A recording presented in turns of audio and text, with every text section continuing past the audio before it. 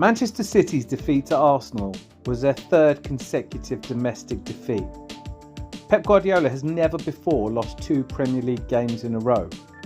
They're in third place after 8 games played.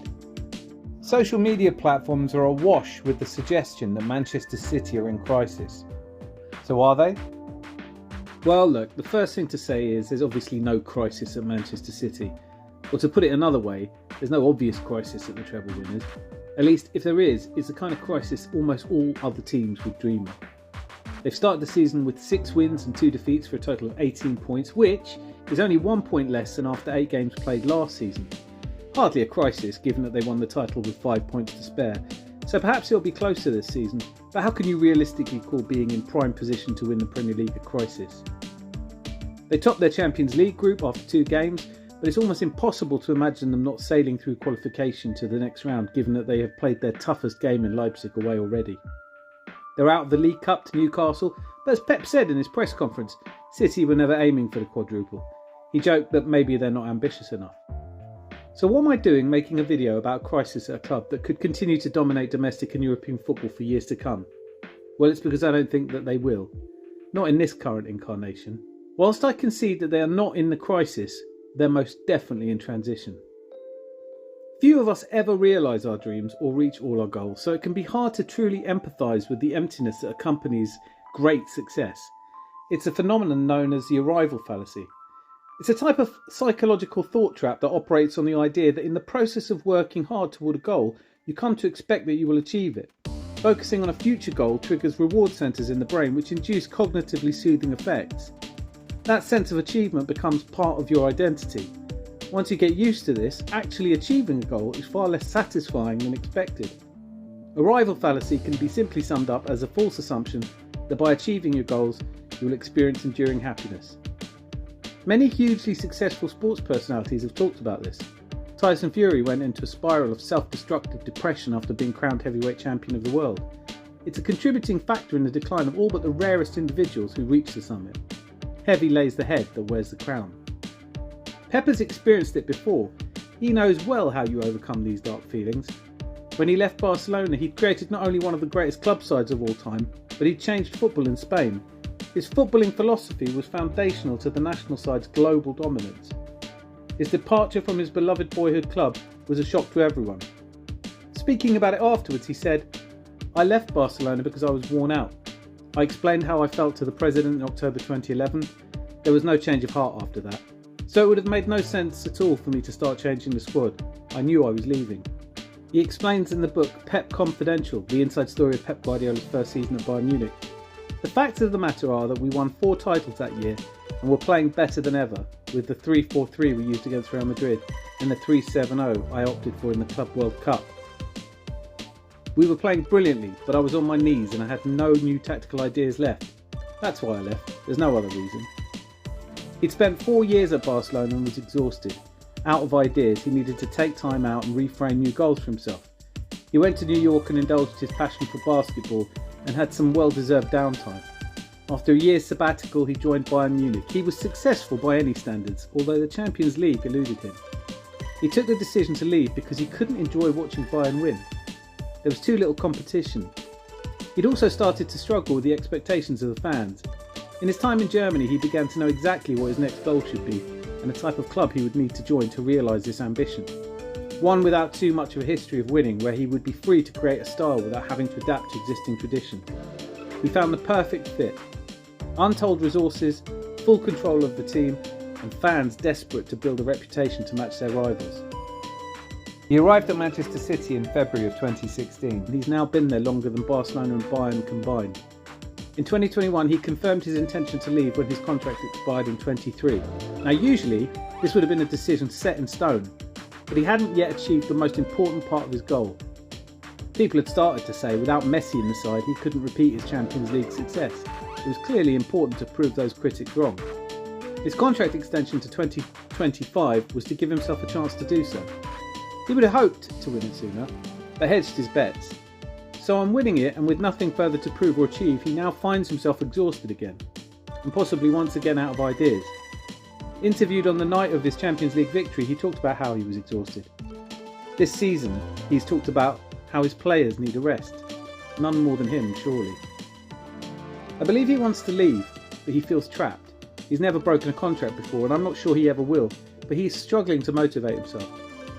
There are also the FFP issues that have surfaced, and while he gave a belligerent and defiant press conference in which he defended his club's actions and talked about the reassurances he'd been given, there were telltale signs in his body language that he was not as convinced as he was pretending to be. Pep is someone who talks a great deal about body language. He claimed it was important in choosing Grealish over Foden last season. He talked about how he uses his judgment of a player's body language in training to make decisions. He does not tolerate displays of petulance or dissatisfaction from his squad.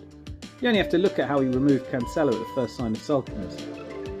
So what would he have made of his players' response to that late deflected goal in the game at the Emirates? There didn't seem to be any fight in the players anymore, and they showed it. What of his own season though? In the press conference after the match against Arsenal, he was not the same calm, assured man that we've come to know. He was twitchy. He has always been guarded, but the self-comforting gestures, the frequent touching of the face, the submissive raising of the shoulders and dropping of the chin, all point at a man more under pressure than he thinks he can handle. No one really wants to be in a press conference when they lose, but when you have the belief of a goal you're working towards, it's easy to get through. Is my conviction of Pep's desire to leave based solely on body language in one press conference? No. I can't hope to know what's really going on in Guardiola's mind, but I would point to other telltale signs. City fans were quick to point out that the match against Arsenal was close, but however even the possession stats, however lucky the deflected goal so late in the game, what stood out to me was a lack of ideas in City's performance. They were bereft of ideas after a bright start and looked happy with the draw from the start of the second half. Of course, I can appreciate how hard it is to play at your best against your nearest rivals without your best players. Rodri is arguably the best defensive midfielder in the world. Guardiola was open about how angry he was with the player for being sent off. Again, uncharacteristic of him to be so open about it. Kevin De Bruyne is another player any team would miss, and one who Arsenal have never been able to cope with. Stone's not fit enough to start, Grealish apparently not in form. These are all big misses for the champions. They're not the only players missing though that might have made a difference. Doku looks like he has the potential to be the very best, but wasn't able to show it against a defence looking ever more formidable and secure. Mahrez might have found a way. Then there's Gundogan. He was missed. Not only because with both he and Rodri unavailable, Silva was forced into a defensive role he just didn't fit on the day. His body language in the interview after the game, in which he talked about how he was happy to play in any position, even if it wasn't his best, using the opportunity to point out that he played even more out of position last season. Silva's body language in the game was scarcely better. Why did Ilkay Gundogan leave? Pep was honest about having begged him to stay. It makes sense if you appreciate that he'd achieved all he could and needed a new challenge. I feel like he's not alone in that. With Mahrez and Gundogan gone, with the remaining players perhaps lacking the same hunger. Let's not forget that last season Pep openly criticised his players after their performance against Tottenham at the Etihad last January. A game that Mahrez helped them turn around. There was nothing from the stomach, from the guts, and we were lucky, but if we don't change we will drop points. He also criticised the fans for booing at half-time, a brave thing to do. Clearly designed to fire up the players and the supporters, and it worked. This time, nothing like that. He congratulated Arsenal and spoke about how the players were disappointed. We all had an inkling of that when a couple of them tried to start a fight with Arsenal's set-piece coach. Walker, the captain, behaving like a sore loser. That's not behaviour Pep usually demands. He wouldn't be drawn on the causes, but hinted he knew them, yet I'm not sure he did. There are still records he could break this season, although the quadruple is gone, as is his hope for an invincible season. What about becoming the first team to win 4 league titles in a row? He mentioned it in a press conference as a passing thought, but it felt like he was making the case for how difficult it was before going on to talk about how his team had tough opponents ahead in Brighton and Manchester United.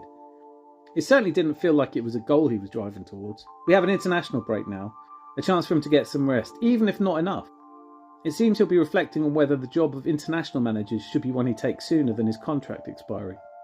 He's spoken openly of his desire to test himself in the Copa America, the Euros or the World Cup. What if Luis de la Fuente is sacked after the Euros next summer? With the start he's had, he may not even make it that far. Would Pep be able to turn it down? Or England if Southgate is ousted?